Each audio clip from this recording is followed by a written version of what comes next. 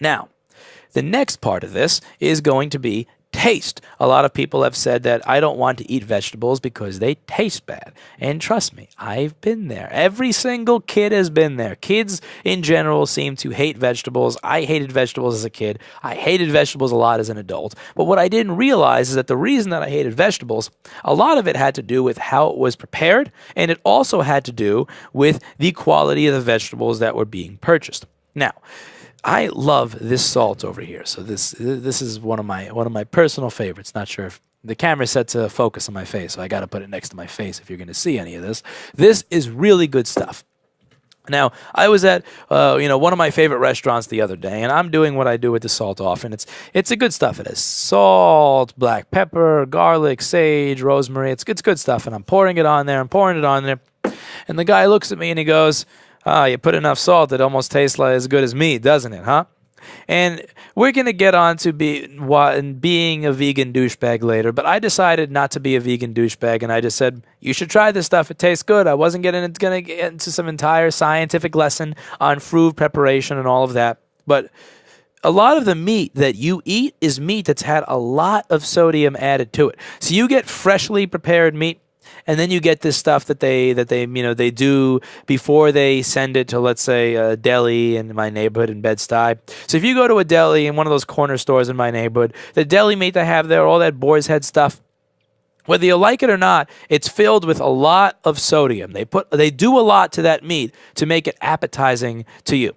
If I were to simply take a chicken, stab it, and rip a piece of meat out of it and show it to you, that probably would not be very appetizing. I would argue that if you were walking through some type of forest or jungle with me, and we walk up to a tree that has an apple growing on it, or we find a banana in nature, and you open that banana and eat it, that you would find that banana or that apple far more appetizing than the chicken that I just stabbed. The thing is, if I just stab a chicken and rip its meat out, that is not necessarily going to be very appetizing to you.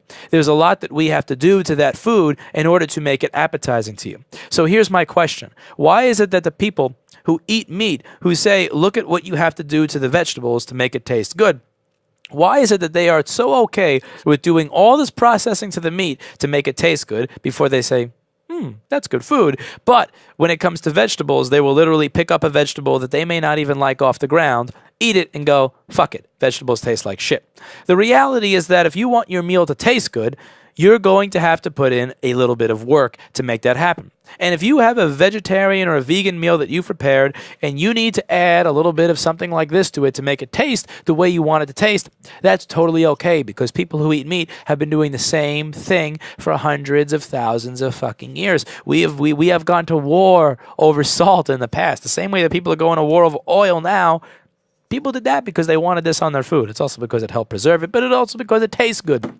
So you're going to have to think about how it is you prepare your food if it's not going to taste like shit. So, for example, a lot of people put kale, spinach, broccoli, cucumbers, celery, all sorts of things that I think taste like complete garbage into their smoothies or their juices, which is what I did. And this tastes fucking terrible. There's no way around it. I'm not gonna beat around the bush with it. As somebody who's used to eating meat, I drink this. It tastes like shit. I go to somebody who professionally prepares it. It tastes like shit. I go to Vitality Juice. It tastes like shit. I go to Organic Avenue. It's never gonna stop tasting like shit. It tastes like a bunch of fucking green stuff that somebody put in a blender. But what I can do so that it tastes better, again, with meat, we came up with ways to spice up the meals so they taste good, so why can't we do that here? I add a green apple to it, I add a banana to it, I add a bunch of blueberries to it, which are all fruits and vegetables that I like.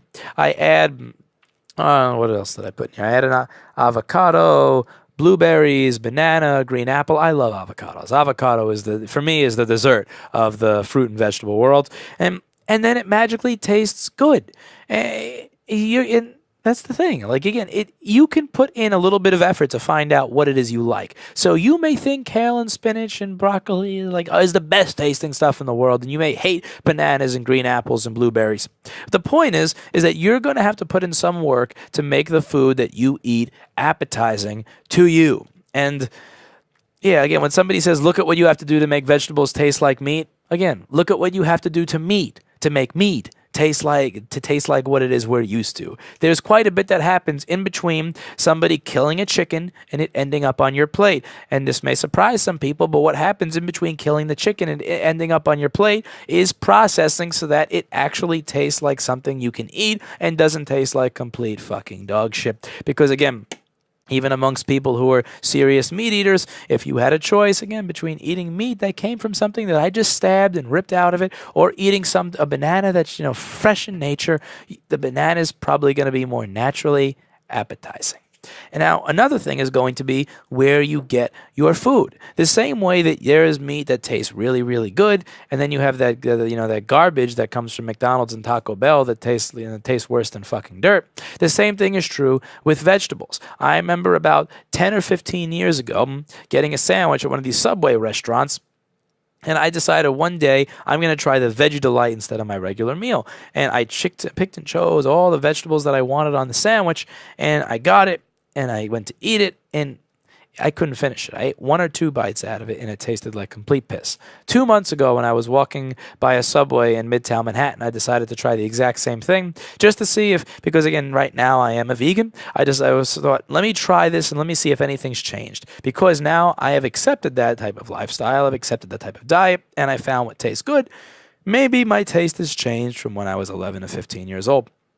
And I try it, and it still tastes like piss. I've never drank piss myself before, but if I were to drink piss, I'm pretty sure it would taste similar to how it smells, and that is very much so how a Veggie Delight sandwich at Subway tastes to me. It's fucking disgusting. Their vegetables are fucking disgusting. I don't know if it's because they're pesticide-ridden. I don't know if it's because they grow them in some fucked up manner. I don't know if it's because they freeze them, because they keep them too long. Whatever the fuck that Subway does as a franchise, or those specific Subways in Midtown and specific Subways in Staten Island did to make their food, whatever they did, they managed to take a bunch of vegetables that I think taste great and make them taste like complete dog shit.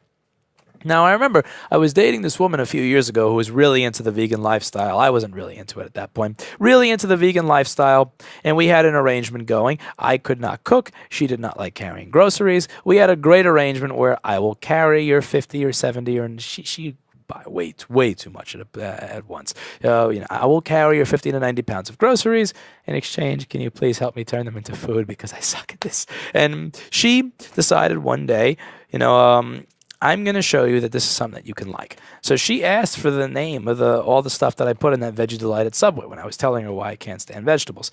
And she managed to prepare all those same vegetables on a sandwich for me that tasted good. Because, A, the preparation was much better. The way that she prepared food in a loving and kind fashion is much better than the fucking $6 an hour worker at Subway. But the main thing here is that the food that was prepared here was stuff that came from Trader Joe's, which is a very good grocery store that sells very high quality and expensive, but very high quality produce, very high quality Whole Foods, very high quality meats, compared to Subway, which is giving me the cheapest fucking shit imaginable so that they can make me a $5 footlong. And that stuff really matters. So I'm not going to get into the science of it because I'm not qualified. I am not a nutritional expert. I don't know much about how the difference between high quality organic produce and the garbage that you get there. I don't know what that is. I don't know what the differences are, what different pesticides are used. I can't get into that because if I were, I would just start lying to you.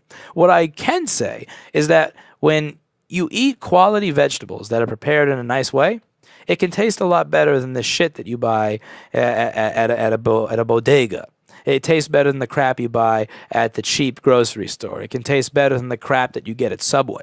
So if you've eaten food at certain places and the vegetables tasted like shit, know that those same vegetables can actually taste good if you get it. So again, when Subway started adding avocado to everything, I remember I trying this out and just thinking, I like avocado. I think avocados are a great thing. They're a dessert to me. And I tried it at Subway, and I mean, that was not the blandest tasting junk. I mean, I would rather eat my own sperm than eat avocado from Subway. It was just, they are so good at ruining a lot of food.